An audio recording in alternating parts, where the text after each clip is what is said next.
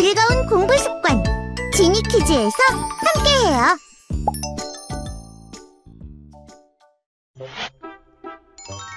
허준의 동의보감.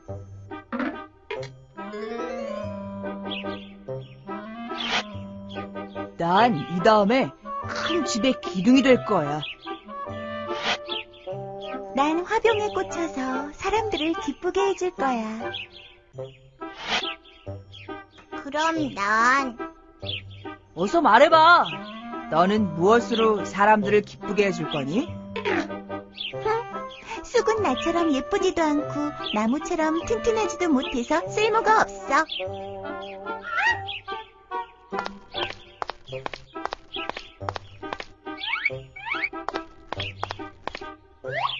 오, 드디어 찾았다.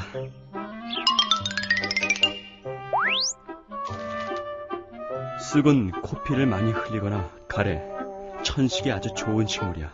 특히 물에 달여 먹으면 그 효능이 뛰어나지. 저 녀석이? 네, 이놈! 지금 뭐 하는 짓이냐? 아, 이거요. 아직 사람에게 침을 놓을 실력이 아니라서요. 대신 닭에다 침을 놓고 있었습니다. 뭐? 닭에게 침을 놓아? 그게 아니라... 아하, 부인, 그만두시오. 내가 그리 알아 시켰어. 뭐예요? 살아있는 생물만큼 좋은 실험 대상은 없는 거예요. 준아, 닭 걱정은 하지 말고 열심히 침수를 연습하거라. 스승님. 네 손끝에 수많은 생명이 달려있다.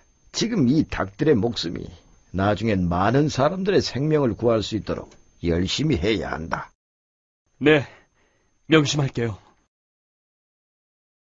이 사람이 바로 조선 최고의 의학자 허준이에요. 허준은 열심히 공부해서 어느덧 궁중의사가 되었답니다. 전하!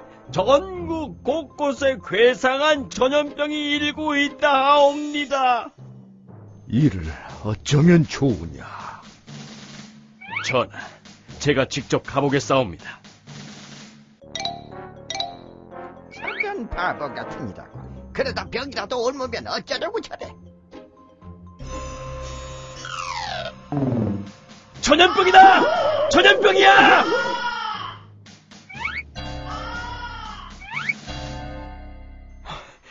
대체 이게 무슨 전염병이지?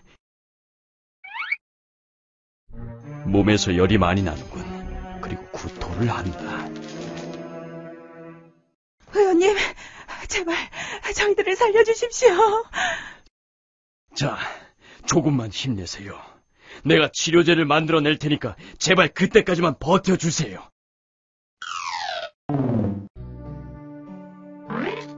도저히 치료법을 모르겠어. 준아, 넌 할 수 있다.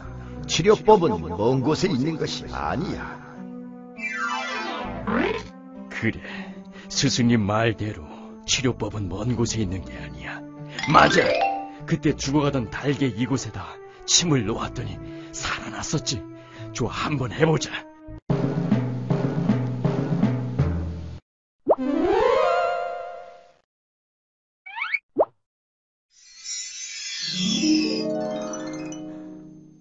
의원님. 드디어 됐어! 자, 이제 이 약을 마시세요. 아궁이에 수출 탄 약이라 피를 맑게 해줄 겁니다.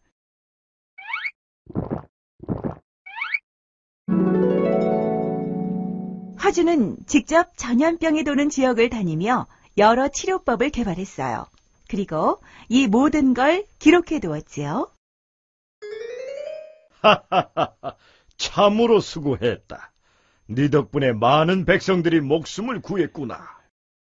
아니옵니다, 전하. 마땅히 해야 할 일을 했을 뿐이옵니다. 이제 내 너에게 마지막 부탁을 하고 싶구나. 무엇이든 분부만 내려주십시오. 백성들이 병으로부터 안심하도록 조선 최고의 의학 서적을 만들도록 해라. 여봐라, 허준이 궁궐의 모든 서적을 자유로이 볼 수 있도록 하라. 전하, 이 목숨 다해 백성들에게 이로운 의학 서적을 집필하겠나이다. 허준은 훌륭한 의학책을 집필하기 위해 온갖 노력을 아끼지 않았어요. 드디어 임금님과의 약속대로 25권의 동의보감을 완성했다. 어서 이를 알려야겠어.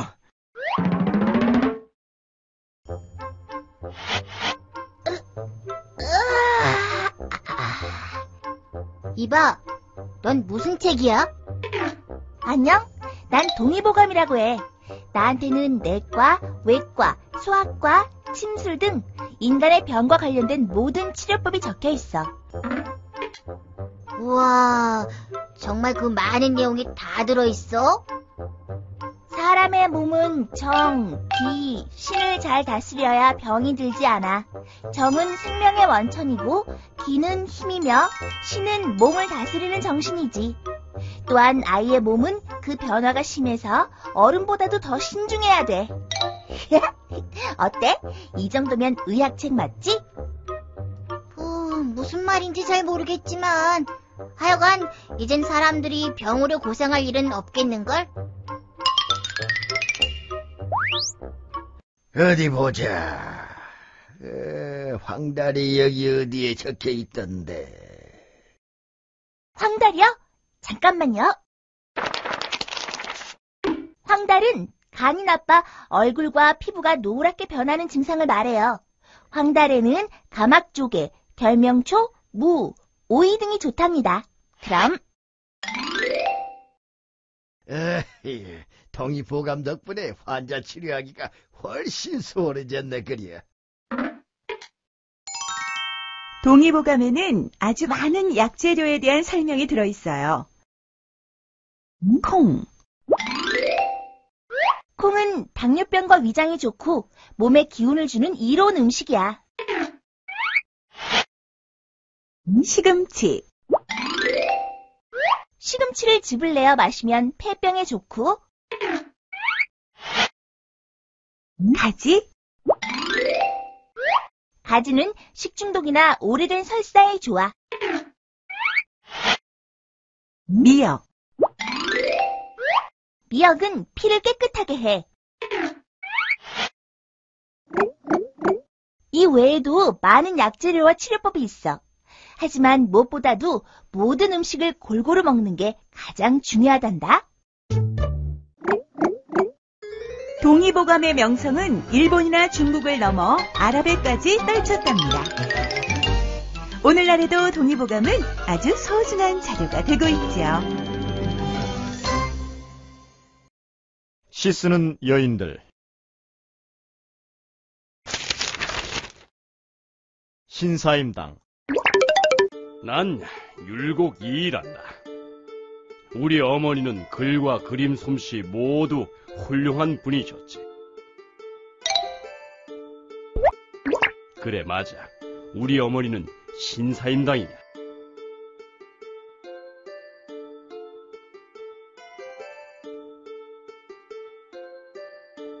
산첩첩 내 고향 천리연마는 자나깨나 꿈속에도 돌아가고파. 한송정에 외로이 뜬 달, 경포대 앞에는 한 줄기 바람, 갈매기는 모래톱에 해락 모이락, 고깃배들 바다 위로 오고 가리니 언제나 강릉길 다시 밟아가 색동옷 입고 앉아 바느질 핥고. 어머니께서 외할머니를 떠나 서울로 가실 때 썼던 시야. 외할머니를 떠나는 어머니의 슬픔이 느껴지지 않니? 어머니는 그림도 잘 그리셨지. 나는 풀벌레, 포도, 물고기, 대나무, 매화, 난초 등을 자주 그려 살아있는 것처럼 자세하게 그리려고 노력한단다. 내가 해야 할 일을 열심히 하면서 글을 쓰고 그림을 그렸어. 아, 그래. 맞아. 여자들이 시를 쓰는 게 흔한 일은 아니었지. 하지만 어머니는 아내로서, 엄마로서 자신의 일에 최선을 다하면서 글과 그림 재주를 뽐내셨단다. 주변 상황에 기죽지 않는 용기 있는 분이셨지. 황진이. 한국에는 아름답기로 유명한 폭포가 3개 있어요. 금강산의 구룡폭포, 설악산의 대승폭포, 천마산의 박연폭포예요. 조선시대의 유명한 시인 황진이는 개성에 살았어요. 천마산은 개성에 있어요. 황진이는 사랑에 관한 시를 많이 썼지만 천마산의 박연폭포에 대해 쓴 시도 있답니다. 한 줄기 긴 물줄기가 바위에서 뿜어나와 폭포수 100길 넘어 물소리 우렁차다. 나는 듯 거꾸로 솟아 은하수 같고 성난폭포 가로 들이우니 흰 무지개 완연하다. 저희가 황진이라 하더이다. 그리 시를 잘 쓴다지요? 여자는 그저 집안일만 잘하면 최고지. 천한 기생주제. 아니, 그래도 시를 잘 쓰는 건 사실 아닙니까? 노래하고 술 파는 기생이 쓰는 건 시도 아닙니다. 나를 무시하는 사람들이 많았지만 내 재주를 인정하고 격려주는 사람들도 많았어. 그리고 그런 사람들이 있어서 난 계속 시를 쓸 수 있었지. 아까 내가 쓴 시 좋았어?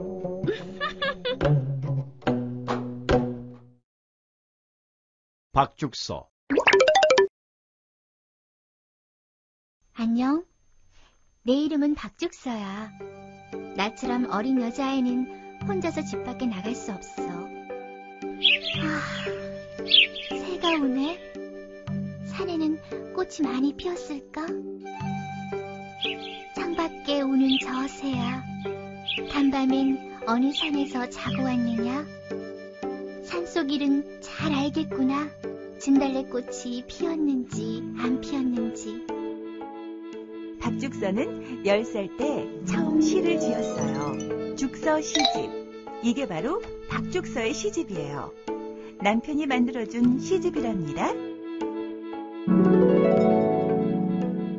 난 조선시대 여자로 태어났지만 내 글솜씨를 알아주는 사람들을 만나서 행복했어.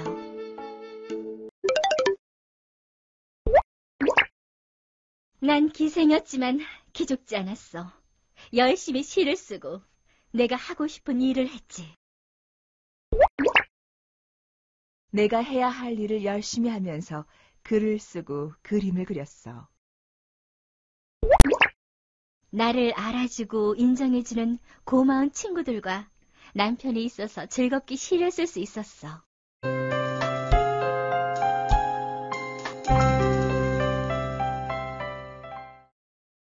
김홍도와 이중섭 1. 김홍도와 이중섭은 각 시대를 대표하는 천재적인 화가예요. 어떤 분인지 알아볼까요? 난 김홍도를 소개하마. 저는 이중섭을 소개하죠. 내가 먼저 조선시대 최고의 화가인 김홍도를 소개하마.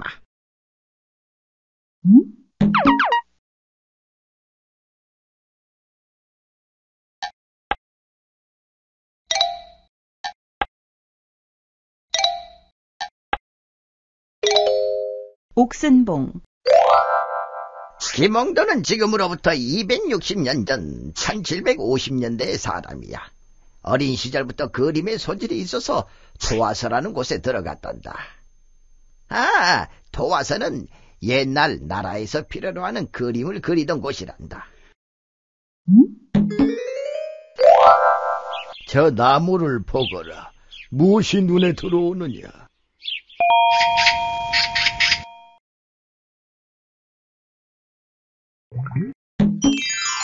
빨간 꽃이 눈에 띄는데요. 힘차게 뻗은 나뭇가지가 두드러져 보입니다. 그보다 나무 위에 앉은 까치가 눈에 띕니다. 바로 그것이다. 그림은 자고로 화가의 마음과 같은 것이야. 화가의 마음, 무슨 뜻일까? 그렇구나.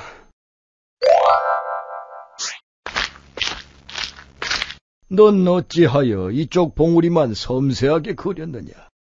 스승님은 그림은 화가의 마음이라 하셨습니다. 저는 그 봉우리를 가장 돋보이게 하고 싶었습니다. 그래서 봉우리의 선과 색칠은 섬세하게 그렸지만 나머지 부분은 먹을 번지게 하여 단순하게 그린 것입니다. 옳거니, 네가 진정 내 뜻을 이해했구나. 실제로 김홍도의 그림을 보면 꼭 필요한 곳에만 선을 긋고 색칠을 했지.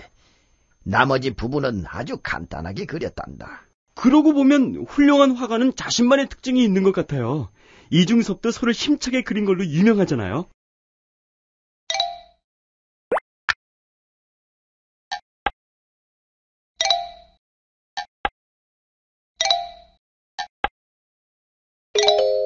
벼타작.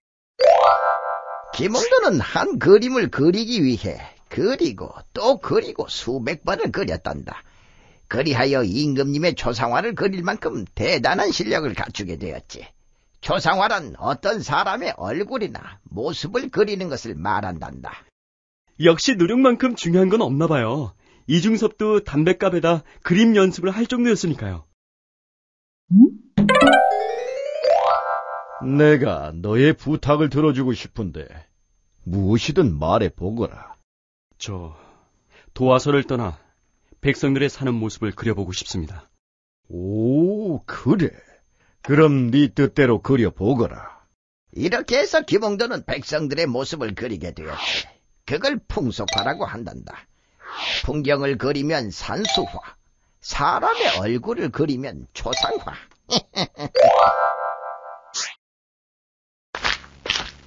지금 뭐 하는 것이오? 그걸 몰라서 묻는 거요. 벼타작하고 있잖아요.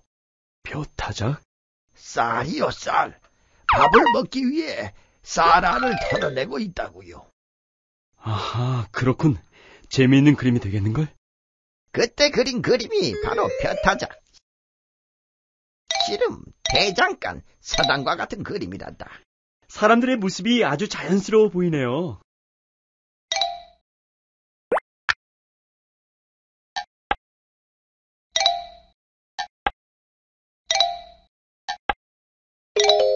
나들이. 김홍도는 이 밖에도 다양한 그림을 많이 그렸단다. 이건 임금님이 나들이 하는 모습을 그린 건데 높이만 164cm야. 그러니까 친구들보다도 더 키가 큰 그림이지. 놀랬지? 오호, 잘 그렸구나. 아닙니다. 아직도 저의 실력은 많이 부족합니다. 김홍도는 임금의 사랑을 많이 받았군요. 그럼, 하지만 김홍도를 좋아했던 정조 임금님이 죽자 김홍도는 무척 외로운 신세가 되었어. 누가 뭐래도 김홍도는 사람, 풍경, 동물 등 모든 그림을 두루 잘 그렸던 조선 최고의 화가임에는 틀림없어.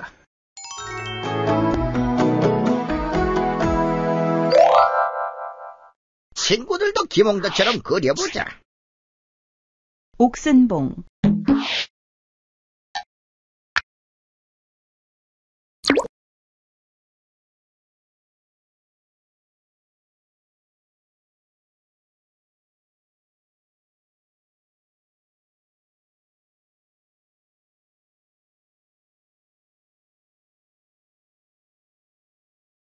김홍도와 이중섭 2.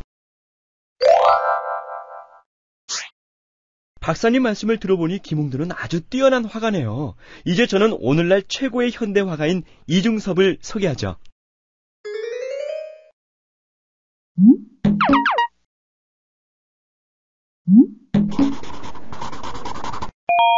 소와 어린이.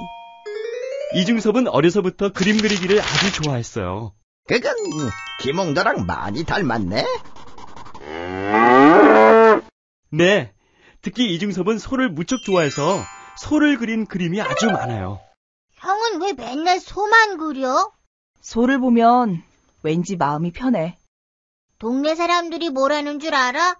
형 보고 소한테 미쳤대. 상관없어.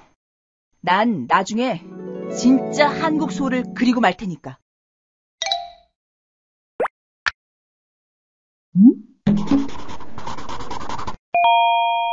소. 이중섭은 늘 그림을 그렸어요. 그러던 중 선생님으로부터 중요한 가르침을 받게 되었습니다. 아하! 김홍도가 도화서에서 배운 것처럼 말이지. 화가는 무엇보다도 독창성이 있어야 해. 남들과 똑같아선 절대 안 된다. 그래, 나만의 그림을 그려야겠다.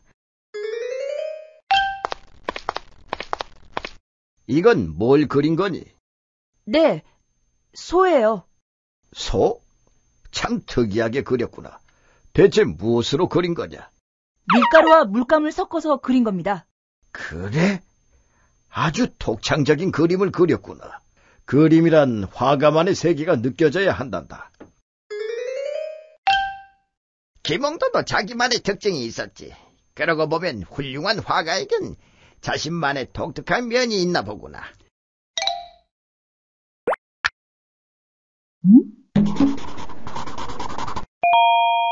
은박지화.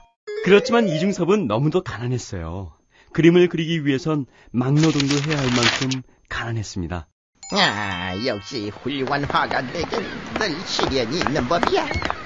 이봐, 왜 이렇게 비실대는 거야? 죄송합니다. 화가라면서 무슨 이런 일을 한다고 참... 부실한 그림 물감도 사야 하고 가족들을 먹여 살리려면 어쩔 수 없이 이런 일도 해야 하거든요. 너무도 가난했던 이중섭은 종이가 없어서 담뱃갑 속에 들어있던 은박지에다가 그림을 그리기도 했습니다. 이거 눈물 난다. 김홍도도 나중엔 무척 가난해서 자식들을 서당에도 못 보내는 지경에 이르렀지. 친구들도 이중섭처럼 은박지 그림을 그려봐요.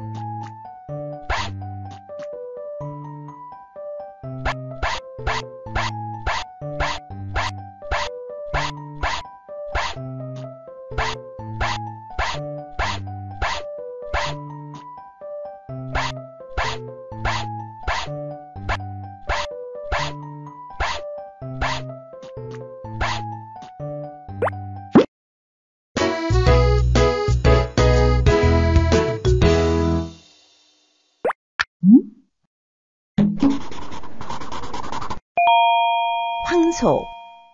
결국 이중섭은 가족들과 헤어져야 했어요. 너무 가난해서 함께 살 수 없었던 거예요. 안 돼. 여보, 나를 버리지 마. 얘들아! 꿈이었구나. 언제쯤이면 우리 가족들이 함께 모여 살까? 이복의 중섭이 자네 혹시 소 말고 다른 그림 그려볼 생각 없나? 돈은 많이 준다는데. 친구. 고마운 말이지만 난 돈 때문에 그리고 싶지 않은 그림을 그리지는 않겠어. 난 그저 한국의 소를 그리고 싶을 뿐이야. 그림에 관한 한 이중섭은 소신이 있었어요. 역시 우리나라 소를 보면 기분이 좋아져. 마침내 이중섭은 한국을 대표하는 화가가 되었답니다. 그러고 보니 김홍도나 이중섭은 그림에 대한 자신들만의 고집이 있는 것 같구나. 그러면서도 자기가 하는 일에서 늘 열심히 했다는 공통점도 있고. 네, 뿐만 아니라 두 화가에겐 각자 독창적인 면이 있었어요. 김홍도는 백성들의 모습을 그린 풍속화로 유명했고, 이중섭은 소로 유명하고요. 옳지, 그렇네. 나랑 빈치군도 늘 연구한다는 점에선 닮은 점이 있듯이 말이야.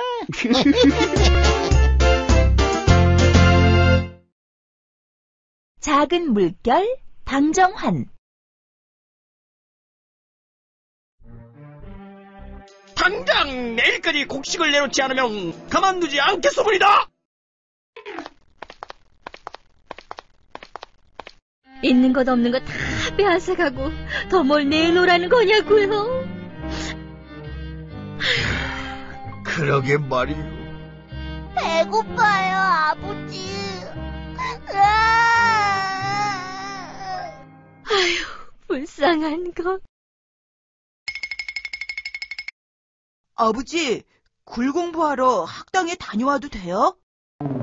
당장 먹을 것도 없는 저집 글 공부는 무슨? 그런 시간이 있거든 애비일이나 도와.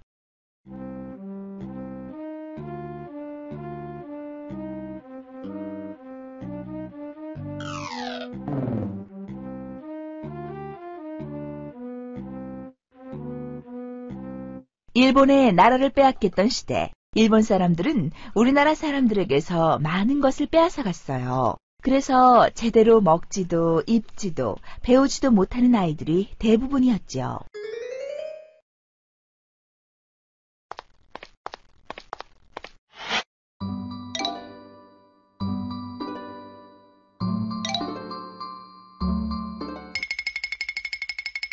뚱보 아저씨!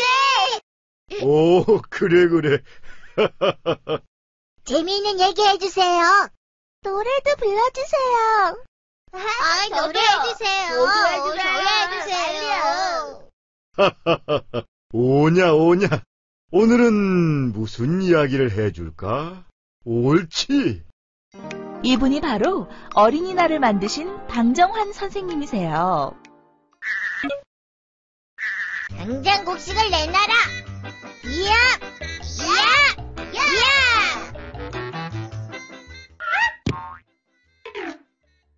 아이고, 이 녀석들이 일본 순사 흉내나 내서 뭐가 되려고 이러노?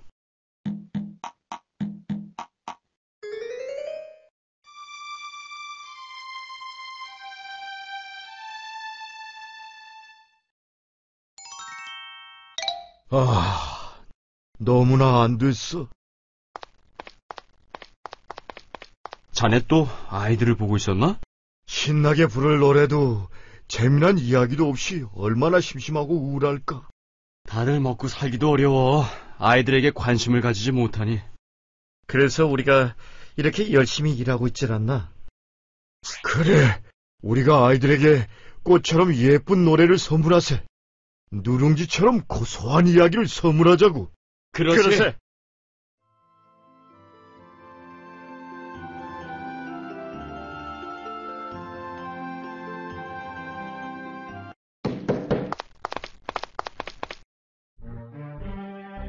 아니, 왜들 이러시오? 대체 무슨 짓이오? 저리 비켜! 감히 조선말로 이런 징이나 만들어내다니! 당장 끌고 가! 하이!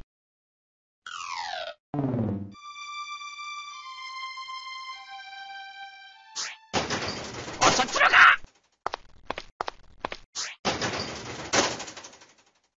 내가 재밌는 이야기 하나 들려드릴까요? 감옥에 갇힌 처지의 얘기는 무슨 얘기요? 아하, 드러나 보시구려.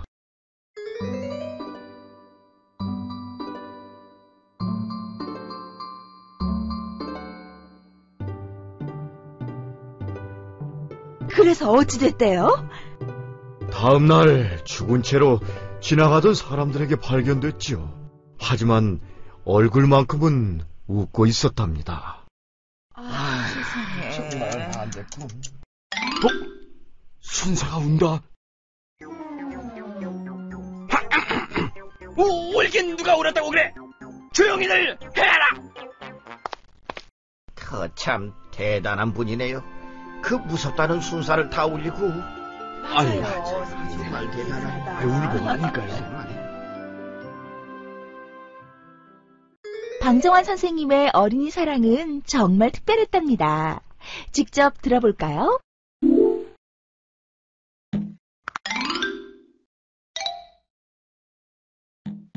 오늘은 제1회 어린이날입니다.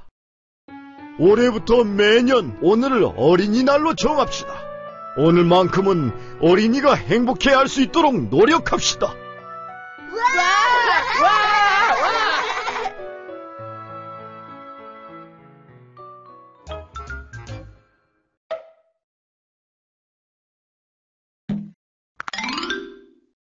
아버지, 학당에 가게 해주세요. 오늘 일도 다 끝났잖아요. 시끄럽다. 공부를 해서 뭐 했으려고? 일 끝났으면 가서 잠이나 자. 학당에서 글 공부를 해야 훌륭한 사람이 된다고 했단 말이에요. 에헤이, 그래도 이놈이. 어린이의 뜻을 무시하시면 안 됩니다. 어린이는 새로운 시대의 주인공들입니다. 어린이의 말에 귀를 기울이고 뜻을 헤아려 주세요.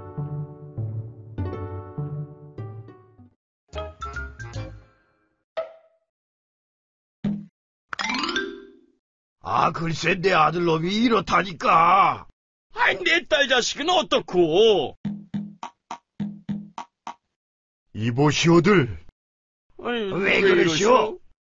아이들을 어른이 가진 물건처럼 내 아들놈, 내 딸 자식하고 부르지 맙시다.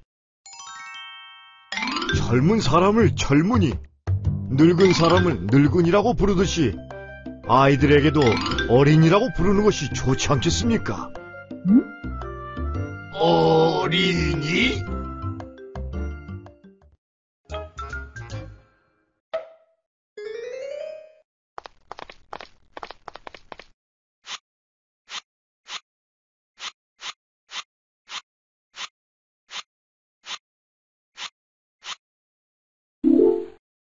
작은 소, 물결파, 자네의 호가 아닌가? 이름 대신 부르는 별명과 비슷한 것. 그렇다네. 소파, 작은 물결. 지금 우리가 어린이를 위해 하는 일들은 작은 물결에 불과할지 모르네. 하지만 작은 물결이 모여 큰 파도가 되듯이 언젠가는 이 땅의 어린이들이 마음껏 꿈을 펼치며 행복하게 웃는 날이 분명히 올 걸세. 그렇지? 그럴 걸세. 그럴 걸세. 방정환 선생님은 평생 어린이의 행복을 위해 일하셨어요. 친구들은 지금 행복한가요? 그렇다면 하늘을 향해 환하게 웃어주세요. 방정환 선생님이 내려다보며 흐뭇해 하실 거예요.